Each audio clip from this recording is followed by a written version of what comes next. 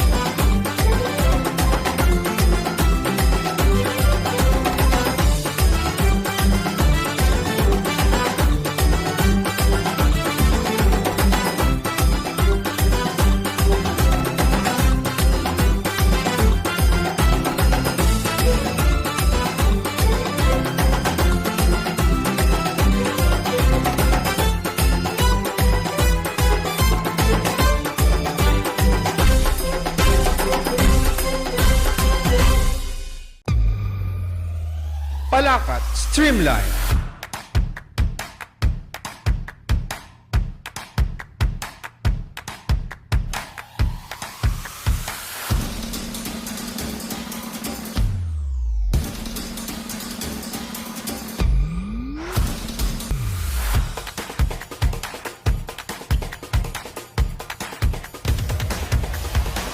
Palakat Streamline. Isang magandang araw ng Biyernes. Ito po ang ating programang Palakat Streamline. Magandang umaga. Ako po ang inyong lingkod, Alvin Remo. Magandang umaga, lungsod ng Batangas. Ako po ang inyong lingkod, Vanessa April Villena. Yes, good morning, Good morning Van. po, Sir Alvin. At magandang umaga po sa ating mga tagapanood. Ngayong umagang ito, ay mapalad po tayo at makakasama po natin ng isa po sa mga masisipag na doktor dito po sa lungsod ng Yes. Batangas. Wala pong iba kundi si Dr. Ruel Patrick Chavez. Baliktad. Baliktad ang pangalan. Ayan. Good morning po, Sir Good Alvin. morning po. Good morning po, Doc. Ayan. Salamat So, po ulit. usually po, ano pong tinatawag sa inyo ng mga kaibigan niyo po? Doc Pat. Doc Doc Pat. Pat. Okay Ayan. po. Sige, So, Doc bago po Pat. tayo mag-start, Doc Pat, bigyan niyo naman po kami ng konting introduction. Okay. Sino po ba si Doc Pat? Okay, so again, magandang umaga po sa lahat po ng viewers. Ako po si Dr. Patrick Chavez, Medical Officer po ng City Health Office of Batangas. And ako po ang current na Program Manager ng dalawang programa. Isa po ay sa Animal Bite and Rabies Prevention Program at yung isa naman po yung National Tuberculosis Program po natin. Okay, po. So, Doc, ang specialization niyo po ay General Practitioner lang naman po. general po. Okay po. Ayun. So, kanina po, Wala po. naitanong ko po sa inyo off-cam kung kailan po ipinagdiwang itong National Rabies Month. Opo. At ito po ay ipinagdiwang noong nakaraang Nung September. September Opo. 28 po yung actually yung ating World Rabies Day. World Ah, Rabies apo. Day. Ayan. So, Doc, umpisahan po natin. Ano po ba itong rabies? Yun. So, ang rabies ay isang viral infection po. Ito yung tinatawag na parang bullet-shaped rabies virus na ang unang naapektuhan talaga nito na parte ng katawan ng isang tao ay ang ating brain, ng utak. Yun. Opo. At ito ay kalimitang nakukuha natin sa mga hayop. At pag tayo nakakagat ng isang hayop na posibleng merong rabies, talagang baka tayo magkaroon din ito. Sabi niyo po, posibleng may rabies. So, hindi po lahat po ng Yes. animals ay may rabies. Kumbaga po ay possible po na wala pong rabies Yes yung animal po. Ang rabies po, hindi po yan likas sa mga hayop. Okay? Kaya nga po, lagi ko itong sinasabi Apo. sa aking mga lectures, sa mga barabarangay, na ang kung tayo po ay isang pet owner at meron Apo. tayong alaga na hayop sa ating bahay, aso man o pusa, wag po nating hayaan na yun nga, gumala sa mga alansangan. Kasi yun yung isa sa mga ways na maaring makakuha ng rabies infection yung alaga po nating hayop. Ayun. At maaari po niyang madala sa bahay. Sa bahay. So, ibig niyo po sabihin, kahit po sabihin nating may pet po tayo, hindi po dapat tayo makakapante na safe. So, dapat po Apo. mag-ingat pa rin po tayo. Yes, of course. Opo. Ayun po ang isa sa mga causes kung paano po magkakaroon ng rabies ang atin po mga alaga. So ang kagaya naman po ng isang tao kapag nagkakaroon po tayo ng mga diskusyon, either kalmot lang or kagat yan, yun po yung mga maaaring maging causes na po na magkaroon ng rabies po ang isang tao po. Yes po. Or ganun din po ito sa kapwa hayop, Doc? Ganun din po. So kapag ka ang hayop may nakasalamuhang rabid or hayop na merong rabies, Apo. at kapag nagkalmutan sila, Apo, nagkakagatan, nag-away, yun, isa yun apo. sa mga ways na parang matransmit Apo. yung virus dun sa alaga po natin. Through Apo. saliva. So, paano naman po kapag katao naman? Kunyari, konting Oo. kalmot lang sa, kahit po ako mismo ang pet owner, nakalmot ako dahil inawat ko lang dahil nag-away sila. Yan, oo nga. Yun, yun usually po nangyayari Oo. na accidentally, Siya pang nakalmot or nakalmot. nakagat. Opo. So, ano pa rin talaga, pwede pa rin. Kasi nga, ang rabies virus nga kasi, yun nga nagpe-penetrate sa Apo, skin. sa skin. So, hindi, actually, bali pala. Ang kailangan kasi, may break sa skin para makapenetrate okay. yung Para rabies makapasok. virus. May sugat. Okay. May sugat Bawa. talaga. Kasi Oo. kung intact naman yung Skin. skin natin, hindi naman makakapasok yung virus. Apo, yun po yung sinasabing kapag medyo mababaw lamang ang kalmot or kagat, na maaaring hugasan muna po Yes po. or para first aid. Yes. Pero Opo. para sigurado, lagi po nagpapa-advise para magpaturok sa Yes po. anti-rabies. Dok, dati akala ko ang rabies ay galing sa laway ng hayop. Totoo po, pati yung kalmot, pwede po Opo, yun. kasi alam naman natin ng mga pusa, di ba? Opo. Limitan sila ay ninidilaan nila yung mga Apo. paws nila, di ba? So, okay. meron pa ring involved na saliva or Okay. laway doon. So, makalmot ka man, maaaring meron ng bahid ng virus yung kanila. Oh, yun. Opo. Ayun, Dok. So, halimbawa po, once nakagat po, nakalmot po ng isang hayop ang tao, ano po yung immediate cure na pwede pong gawin habang nasa bahay pa lang po? Actually, cure, pagdating sa cure, wala talaga tayong cure sa rabies. Okay? So, again, Yung first aid, first halimbawa. aid. Okay, so unang-unang syempre gagawin natin once tayo nakalmot or nakagat, hugasan po natin yung parte ng katawan na lalapatan po ng laway. Ayun. Yes po. Ano pong pwedeng gamitin? Sabon at tubig lang. Sabon na Oo. tubig. Running water. Running water for 10 to 15 minutes. And then after mahugasan, pahira ng betadine.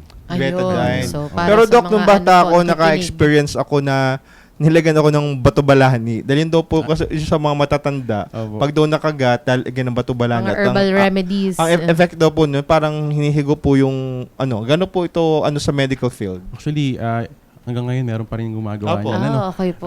Yun nga, kasama ko po sa mga lectures ko yan, sa mga barangay na hindi po siya proven talaga na Effective. Opo. So, yung mga bato-balani, tandok, yung paglalapat po ng piso, Oo. bawang, Oo, bawang. Okay po. Mga yan, hindi po Baka siya lalong ma-infection. effective. Ayun. Yes, Oo, okay. dahil maaaring may mga ma-acquire to, mga alikabok, o may mga makasamang ibang mga pang-irritate po lalo sa ating Opo. po mga Yes, balat. So, Doc Pata, di halimbawa, nabigyan na po natin ng first aid sa bahay. So, ano pong next? Kailangan po ba dalhin sa ospital or sa nearest clinic yung pong nakagat or nakalmot? Hindi naman necessarily kailangan dalinan sa ospital agad. Pwede naman sa pinakamalapit na health center.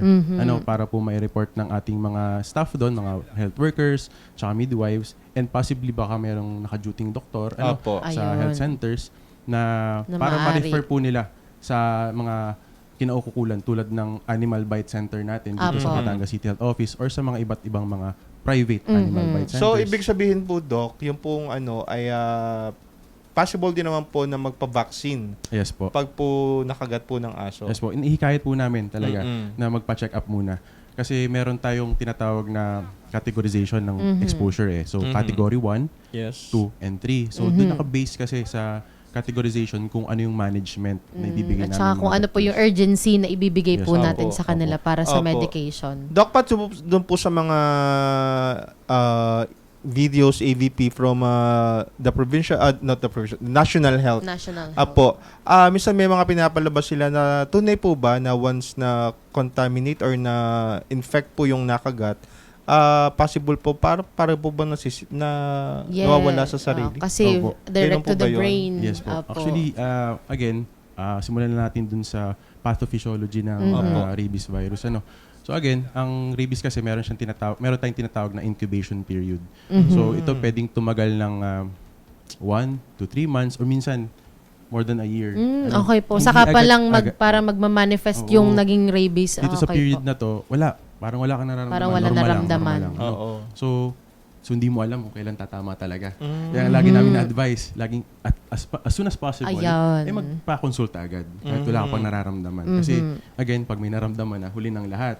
Kasi nga, pagkatapos naman nung incubation period, dadating tayo dun sa prodromal phase, Apo. kung saan medyo vague pa rin yung mararamdaman ng pasyente. Pwedeng mga generalized weakness, yung mga fever, trangkaso, Ayun. ganun lang. So hindi mo masabi na, oy, rabies talaga agad to. So, ang Hindi- pinaka-height po nun, yung Opo. sa brain. Yes po, yung acute neurologic attack po. So actually it's either may dalawang types ng parang symptoms or Apo. presentation Yes, apo. ng rabies sa isang tao. Is either yung furious type, yung medyo hyperactive, agresibo. Yun nga, nakakaroon ng mga symptoms na parang takot sa Sa tubig. takot sa- Yun Apo. nga, Doc, bakit po naging Sa takot sa hangin. tubig? yun nga, Hindi sila makainom. yun nga po, kasi naapektuhan na nga po yung brain natin. Apo. Yung time na- medyo late symptom na yun. Okay?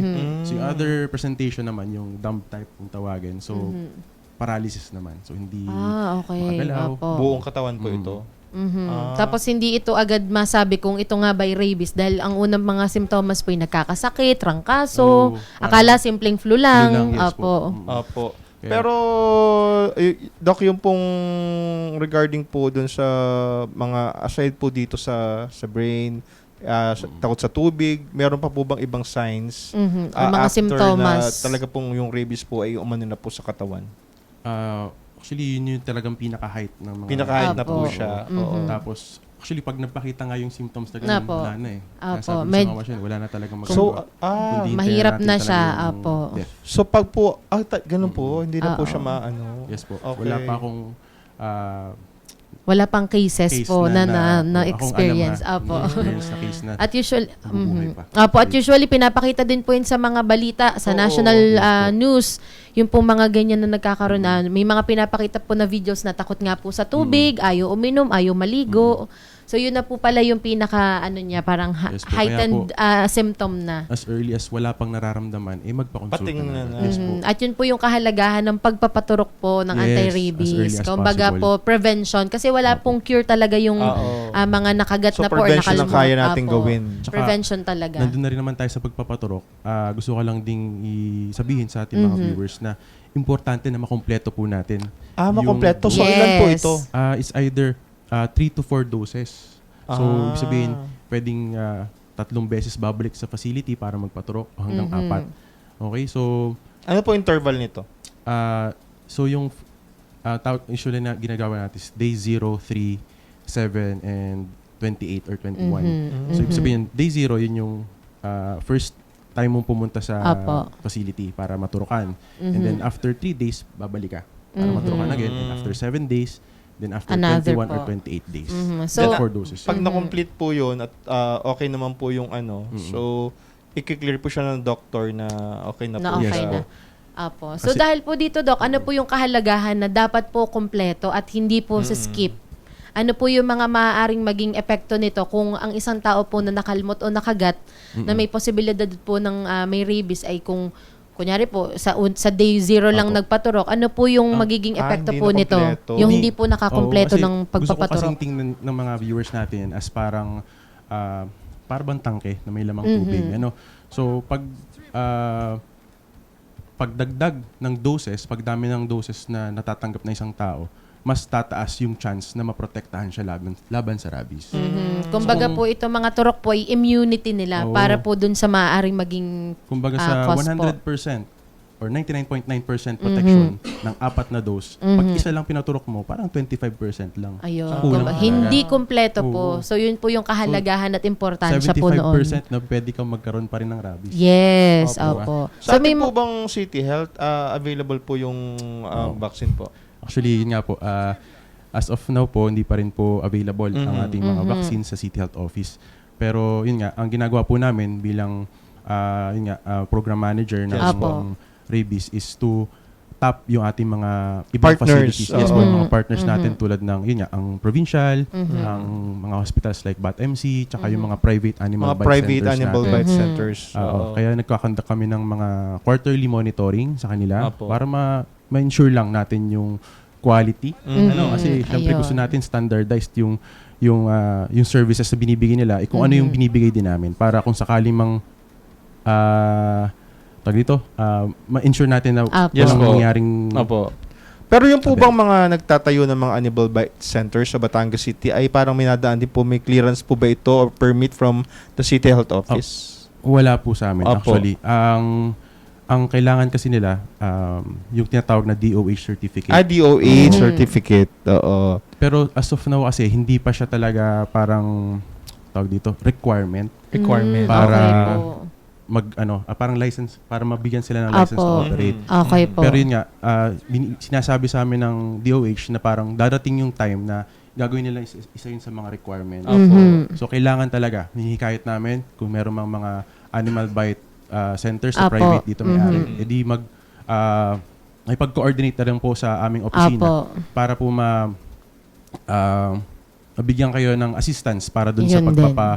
certify ng DOH. Mhm. Kasi nga, isa sa mga requirements nun yung pagko-conduct ng training. Ayun. Sa Isa na ating po mga yun. Apo. Staff, nurses, Mhm. doctors. Yung kanilang mga Mhm. tao po sa kanilang center. Isa po yun sa mga balak sana namin gawin Mhm. next year na mag-conduct ng parang pa-training sa mga staff. Okay. Sa Maganda animal po bite ito. Maganda po ito do kasi maaari pong gawan ito ng atin pong sanggunian na maging parte po ng requirement ng mga kung sino man po ang magpapatayo ng mga Yes animal po. bite centers. At kagaya kung hindi man po siya mandating na or mandato na magkaroon agad ng kung hindi man po siya maging ordinansa, magkaroon po sana ng mandate na ma-require sila na magkaroon Yes. muna ng training Yes po. bago po nila i-operate. Parang kumbaga, magiging siya prerequisite requirement ba, Doc, na Yes po. bago po i-operate ang Yes kanilang po. po mga businesses. Yes po. So, ano po. So, yun po. So, aside po dun sa mga nabanggit po natin, so, alin pa po ang mga medications po na maaari po nating ibigay bukod po sa mga turok? Or yun May lamang iyon po po bang ba? gamot? May iba pa po bang mga medication sa mga nagkaroon po ng Yes. rabies? Depende sa Depende po magiging sa kaso. sa case ng patient. So kung tingin mo medyo grabe yung sugat talaga, pwede naman kami magbigay ng antibiotics din. Antibiotics. okay po. Okay. Mhm. So, aside po dun sa mga kagaya po ng mga aso, pusa, ano pa po mga maaari na maging para mga pet po sa bahay or Meron makita pa po ba natin ibang sa animals na lansangan, may rabies? na ano pa po mga maaari nilang madalang rabies Yes po po. sa mga Actually, tao?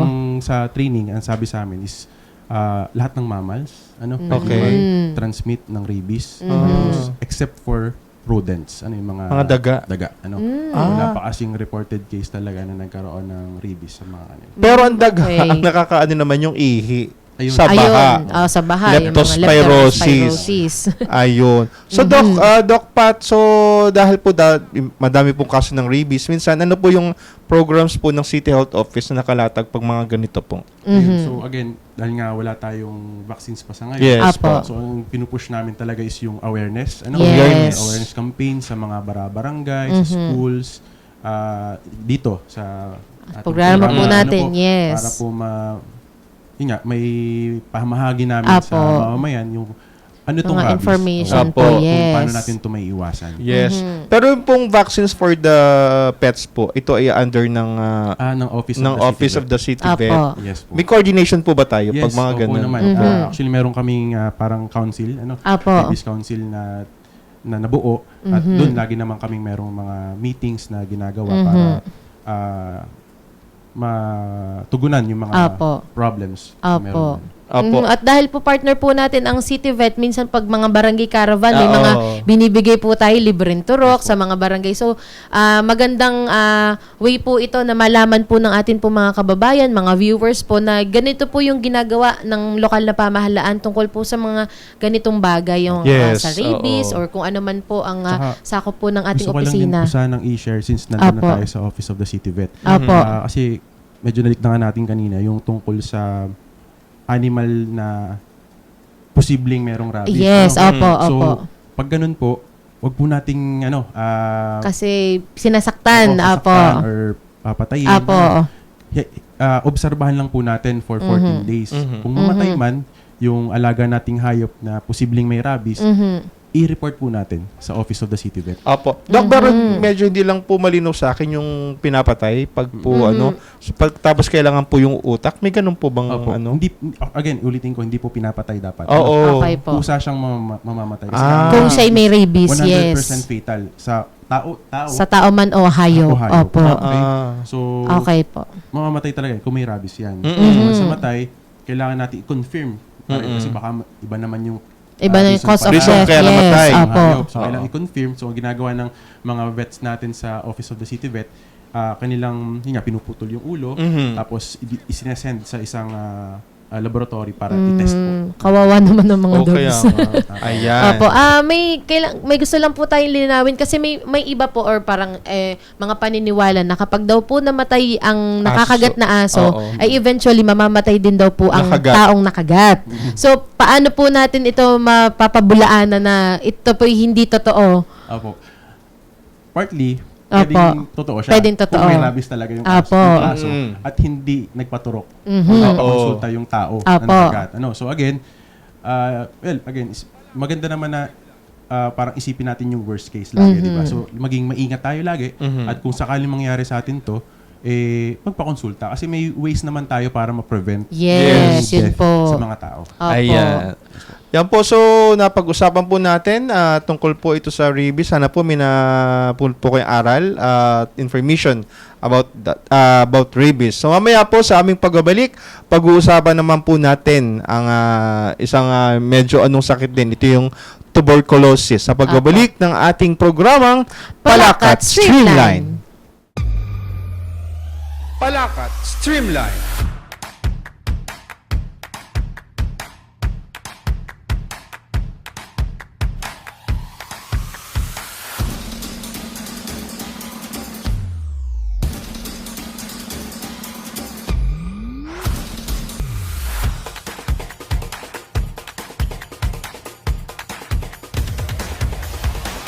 Palakat Streamline.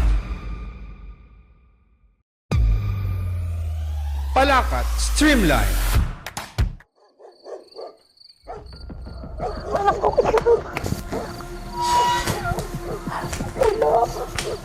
Pangulo! Pangulo! Pangulo! Tulungan niyo po kami! Pangulo! Pangulo, tulungan niyo po kami! Pangulo, tulungan niyo po kami! Bakit? Ano nangyayari sa'yo? Ito po! 1,000 na pong nilalagot ang anak ko! Saglit muna. Upo muna. Titingnan natin ang bata. Mainit nga ang bata. Upo muna. Salamat po! Hello? Maki, saglit ka't malapit ka naman dito sa bahay, may pasyente lang tayo. Kailangan lang matingnan ng bata. Sige, okay, salamat. Pangulo, magandang umaga po. Ano pong nangyari sa ating Tingnan pasyente? mo muna ang ating bata nga rin. Titingnan Mataas ang lagnat. Oo, sobrang taas nga ng lagnat, ha?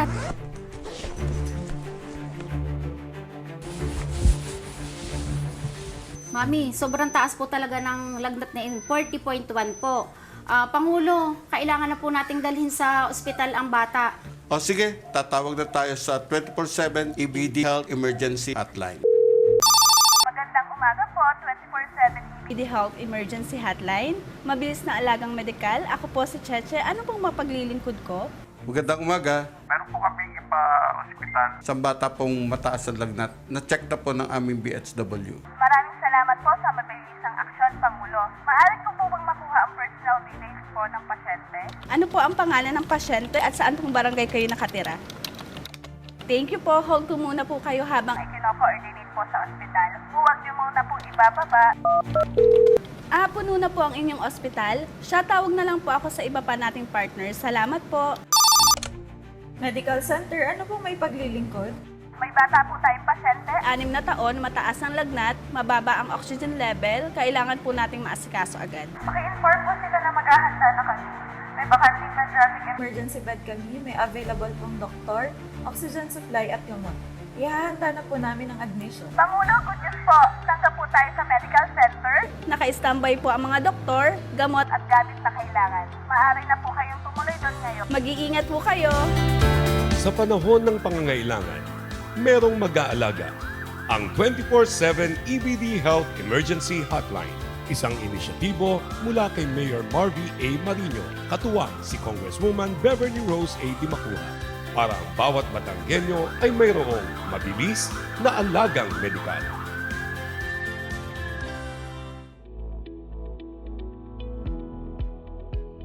Ano gayong 24/7 Mayor's Action Center Hotline? Ang 24/7 Mayor's Action Center Hotline po ay isang proyekto ni Mayor Marvy A. Marino na mabilis na aalalay sa mamamayan. Ito po ang re-responde, aalalay, magbibigay impormasyon o magkokonekta po sa anumang ahensya tungkol sa medical at burial assistance, scholarship at health card program. At higit po sa lahat ay sa emergency medical assistance ng 24 na oras, Sabado po man o Linggo. Bakit ka kailangang tumawag sa hotline? Relax po sir, kailangan po nating tumawag sa hotline. Una, kung may katanungan po tayo sa medical at burial assistance, scholarship at healthcare program sa pagkakataon na malayo po kayo sa City Hall. Para mabigyan po kayo ng tamang impormasyon o maikonekta sa tamang ahensya. O kaya sa oras ng lampas na po ng alas 5 ng hapon at sa araw ng Sabado o Linggo. Paalala lang po, sa regular na araw at oras ng opisina, maaari na po kayong dumiretso sa opisina ng Mayor's Action Center sa City Hall o sa ahensyang inyong ninanais po.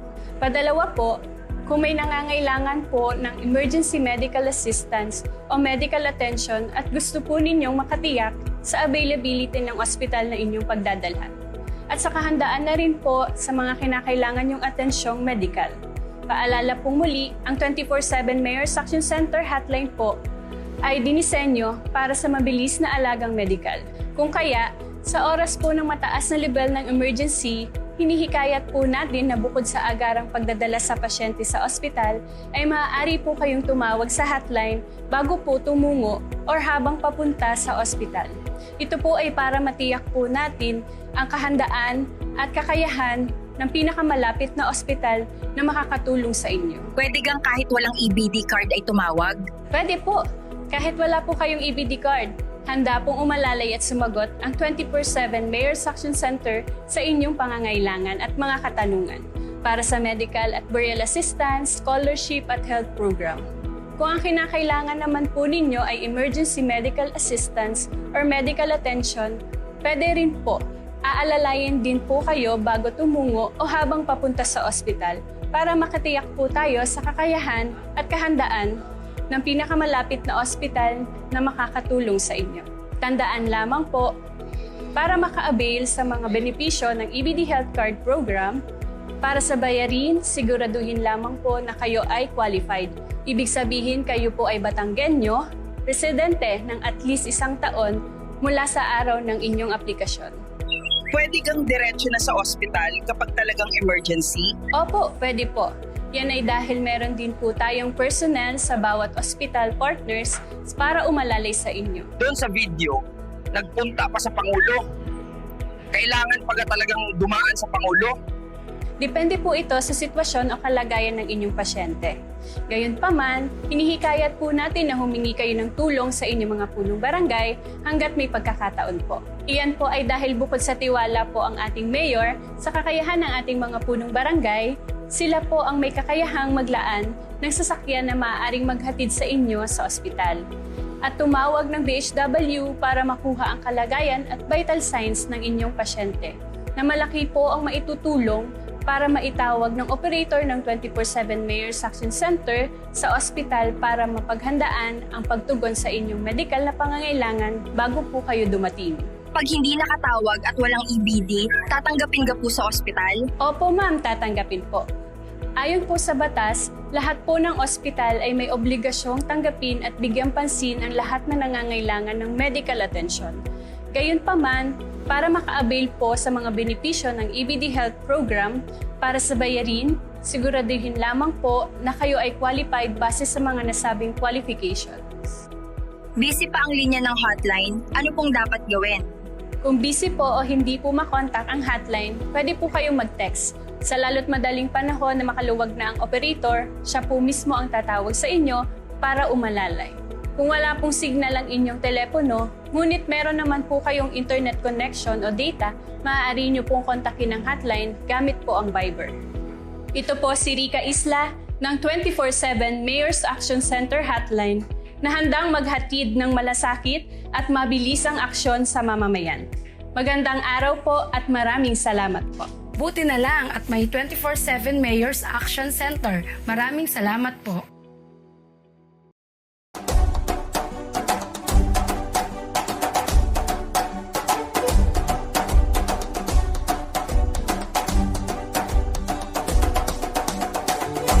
Mabuhay lungsod ng Batangas!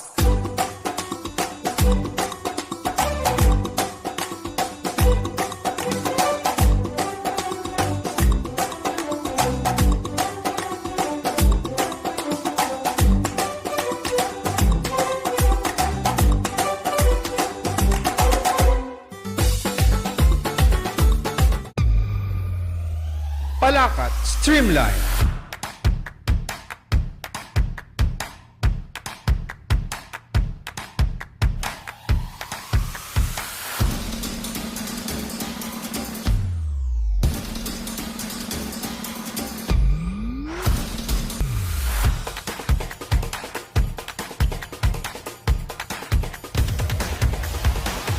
Palakat Streamline.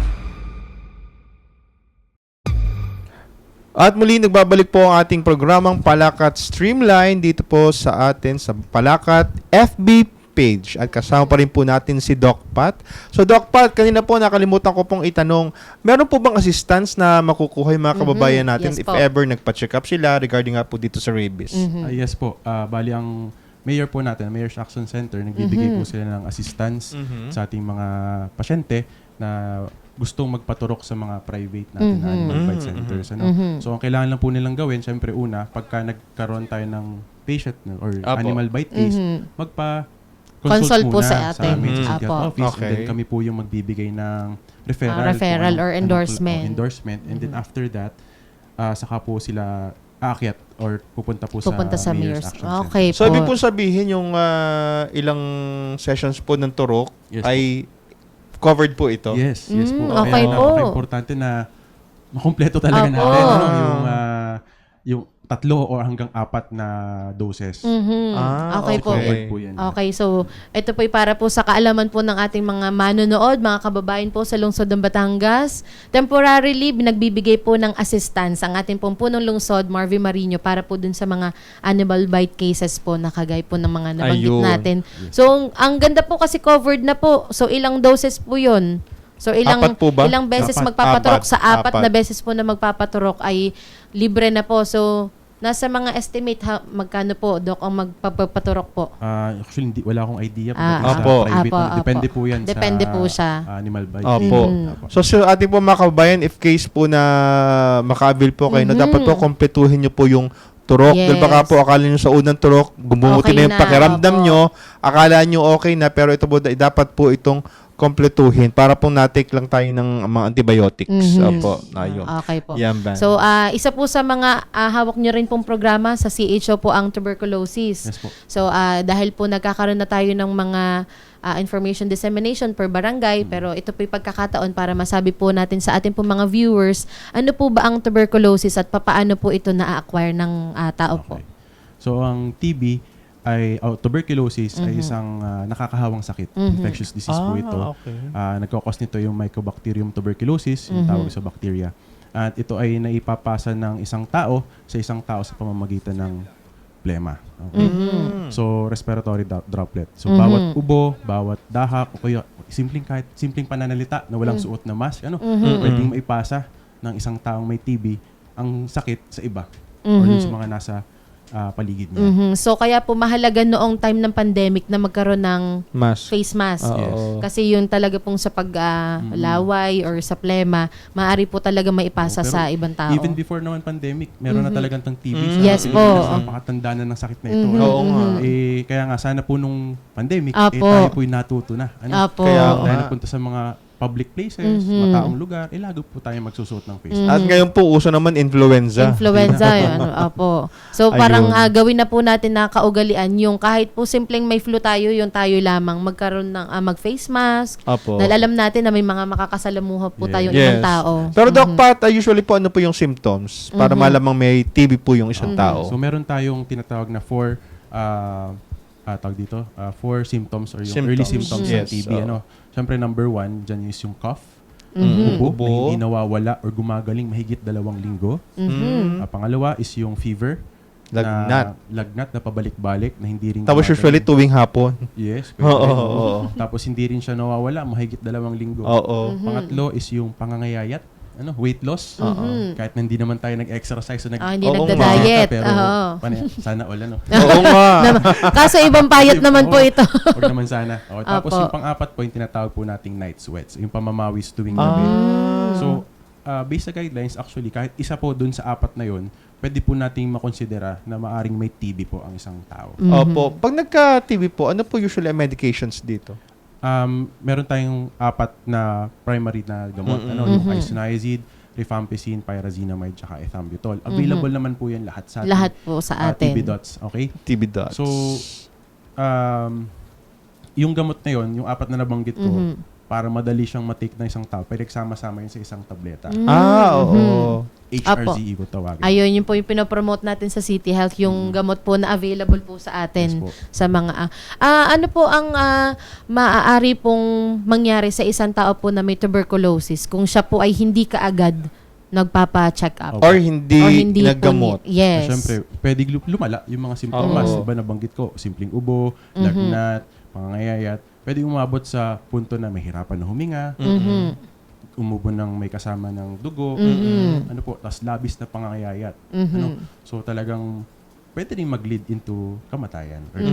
Pero ito po ba hereditary po ito? Hindi po. Hindi siya hereditary. Again, nabanggit ko kanina, ang TB po ay nahahawa. Infectious. Hindi po ito hereditary. Sa environment po ito. Siguro lang po nangyayari kasi ngayon, kaya siya nagbumukhang hereditary kasi nga sa isang sa loob pamilya, na isang household. Nagkahawa-hawa na. Nakakala si lolo, ganito, nagkaganyan. Pero po, Doc, halimbawa sa isang bahay, meron pong isang may TB, paano po ang gagawin nila? Magkakasama sila sa bahay? Edi, ina-advise po namin ng mag-isolate talaga. Mag-isolate. Kahit na, yun nga, ihiwalay muna habang nagagamot. Habang nagagamot. Once naman nagamot na yung patient, merong certain time talaga, may period na hindi na siya nakakahawa. Pwede hindi na siya makahawa. So, ibig sabihin po, nagaling po ito? Yes, of course. Yes. Nagagamot po natin ang sakit na TB. Gano'n po katagal? Ang gamutan natin is umatagal po ng 6 months. 6 months? Para po sa mga drug susceptible na hindi drug susceptible tuberculosis. Meron kasi tayong drug susceptible tsaka drug resistant TB. So yung drug resistant TB, medyo mas malala siya kumpara doon sa isa kasi yung mga gamot na binibigay natin dito, kumbaga immune na siya, parang kaya po tinawag na drug resistant. Hindi na umepekto yung pangunahing gamot na nabanggit ko kanina. Pero again, yung mga gamot naman para dito sa drug resistant TB, available din naman po sa ating TB dots. So ano po ang mga medications pa, Doc, doon sa mga drug resistant kung hindi na po tinatanggap ng katawan yung mga gamutan po na ibinibigay po natin? Ano po ang iba pang medications na nabibigay po? Opo. So currently, based din sa recent guidelines, ang binibigay po natin na regimen para dun sa drug-resistant TB ay yung tinatawag na BPALM. Okay? Ito po yung oral meds din? Oral din po ito. Oral din. Bedaquiline, Petromanid, Linezolid, tsaka yung moxifloxacin. Pag may TB po ba? Yes po. Yun nga. Actually, nakadepende pa rin yan sa assessment kung ano yung medication ibibigay. So, hindi naman necessarily yun agad ang bibigay natin. Opo. Pero meron po bang dapat kainin or hindi dapat kainin pag may TB ka? Wala naman po. Wala. Kung TB lang pinag-usapan natin, wala naman po bawal. Mas maganda nga dyan, kumain kayo ng marami para mag-gain ng weight, para mas mabilis kayo mag-recover. Pero kung meron kayo may ibang mga sakit tulad ng comorbidities like diabetes, hypertension, syempre mag-ingat din po tayo. Yes, opo. Pero may age po ba ito yung pinipili? Wala po. Okay po. So, from kahit 0 to senior, talagang tamaan ng TB. Nakakawa naman pag bata ang nagkaroon ng TB. Yes, kaya nga po, dun sa mga, yun nga, again, sa mga household Yes. na Oo. posibleng meron dong mga simptomas na nabanggit ko kanina, Apo. kahit isa man doon, magpakonsulta na. Kasi baka kailangan po nating magpa-work up kung Opo. may TB ba tayo at maggamutan kung kinakailangan. Kasi Oo. para maagapan natin yung panghahawa, lalo na dun sa ating mga kasama sa bahay, mga mahal sa buhay, yung mga bata, mga babies, ano. So yun po. Ayun. So kanina po nabanggit po natin meron po tayong programa sa TB Dots po natin. So baka po pwede po nating mabanggit or ma-share po sa atin po mga viewers yung ilan pa po mga programa na ginagawa po natin under City Health Office tungkol po sa tuberculosis. So basta lahat po ng cascade of care ng tuberculosis available po sa ating TB Dots. Ano? From screening, so yung pong pagbibigay ng libreng x-ray sa mga Yun. pasyenteng merong posibleng posibleng may TB. At saka yung tinatawag na ACF, Active Case Finding. Pupunta kami sa mga barangay at merong mga mobile x-ray. Yan, ginagawa po natin yan. Yun po yun sa screening. Bukod sa chest x-ray, andyan din yung symptom screening. So yung check-up ng doktor, hindi lang po dito sa TB Dots, pati po sa mga health centers, ginagawa na po natin yan. Pangalawa po is yung screening and testing. Ayun, Sa testing testing, na. yung pag-examine po ng plema. Yung tinatawag po natin na sputum gene expert. Opo. Libre din po yan dito sa atin sa City Health Office. Sa ating laboratory available yan. Ano? Ayun. At screening, testing, tawag dito, treatment. Treatment na. Nabanggit ko kanina, meron tayong available na mga gamot. At panghuli po is prevention. Prevention. So, ito yung pinaka-importante. At Ayun. saka ito yung talagang aming isinusulong sa ngayon. Kasi nga, tayo nasa City Health Office, syempre ang ating goal is to prevent talaga yung spread ng disease. So, meron tayong ways, meron tayong tinatawag na TB preventive treatment. So, treatment pa rin siya, gamutan, pero more on gusto kong sabihin na para siyang vitamina sa bagay. Kasi Parang kumbaga maintenance na. Hindi siya maintenance actually. 3 months lang siya. Okay po. Nagamutan, para ma-prevent yung pagkakaroon ng TB. Meron Okay. kasi tayong tinatawag na TB infection tsaka TB disease. Yes po. Ang pinagkaiba ng dalawa, pag sinabing TB infection, meron ka ng mikrobyo sa katawan. Pag Apo. sinabing TB disease, meron ka ng sakit. Meron ka ng simptomas, Okay po. nararamdaman at positive ka sa x-ray tsaka sa plema. Okay po. So, doon pa lang sa infection, doon kasi sa infection, wala ka pang nararamdaman dyan. Doon ka lang parang, kumbaga sa rabies, parang Apo. incubation period, parang walang symptoms. Pwede na natin siya ma-detect sa isang Yes tao. po. Once na-detect natin siya, pwede na natin siyang gamutin. Ayun. Huwag na Parang natin hintayin Apo. na lumala pa yung mga symptoms. Opo, Ano? ayun. So Doc, ano po yung mga future projects and programs po natin bago po matapos po ang 2025? Actually, ang plan kasi namin ngayon, kasi nga, based sa accomplishment ng aming Apo. ng program, medyo mababa po yung pagdating sa TB preventive treatment natin. So, hinihikayat namin talaga na yung mga patients namin na Apo. mayroong TB, dalhin or ipakonsulta rin Apo. yung mga kasamahan nila sa bahay. Ayun, opo. At para examine namin at mabigyan namin ng tamang gamot. At dahil libre naman po ito, Yes po. kayo na lamang po ang iintayin po natin na magkaroon po ng consultation kasi mahalaga pong maagapan sa loob po ng tahanan kung meron man pong isang miyembro ng pamilya na meron Oo. Yes po. para ma-prevent po yung pagkakahawa-hawa. Lalo pag may bata po talaga. Yes po. So, mahalaga po pag mayroon pong nagkaroon sa isang pamilya, dapat po ay isolate na agad. Yes po. Oo. As early as merong symptoms. Apo. And then, pakonsulta agad. Yes. Okay. I-isolate hindi lamang po yung sa mga paggamit sa mga pagkain, kabyertos, baso. Hiwalay talaga na. Hiwalay talaga muna At dapat. mag-disinfect siguro. Yes po. Ayun. Kalinisan. Face mask. Yes, Face mask. face mask. Kahit nasa loob ng bahay. Ano po?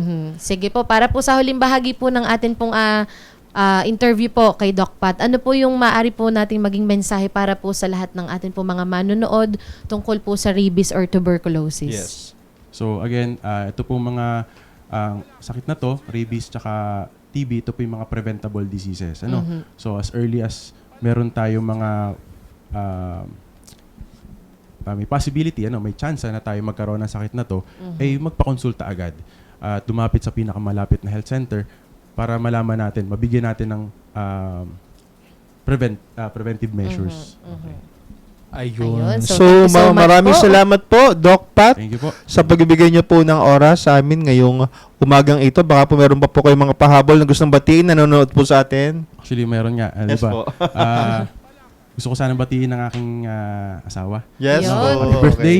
Hi, happy birthday birthday po. po. Ano Ano po pong pangalan ng name? inyong misis? Apo. Si Memen Chavez po. Si Ma'am Memen. Hello happy po, Ma'am birthday Memen po. Chavez. Happy birthday. At syempre po yung mga kasamahan niyo po sa City Health Office po. So, para sa aking mga kasamahan, kaya niya. Kaya natin to. Kaya natin to. Kahit dumadami yung pasyente natin, Oo. gawin lang natin yung dapat na serbisyo na binibigay natin sa ating Ayun. mga So muli po, kabataan. maraming salamat po, Doc Pat, sa pagsama niyo po sa amin. Thank you so much ngayong po. umaga. Marami po din kami natutunan Oo ni Sir nga. Alvin. Oo nga. Siyempre po, para po sa ating mga viewers, alam po namin na marami po kayong natutunan at nagkaroon po kayo ng kaalaman tungkol po sa mga programa po ng city government sa City Health Office. Ayan. So muli po, maraming salamat po sa pagsama niyo sa amin ngayong umagang ito. Muli ako po inyong lingkod, Alvin Remo. Maraming pong salamat. Ako po inyong lingkod, Vanessa April Villena. At sabay-sabay po nating banggitin ang ating programa at ito ang Palakat Streamline. Thank you po. Palakat Streamline.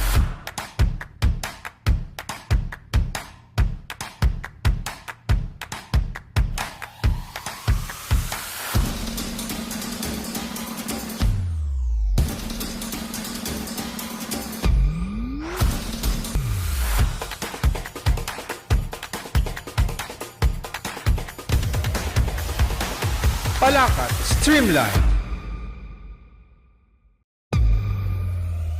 Palakat Streamline.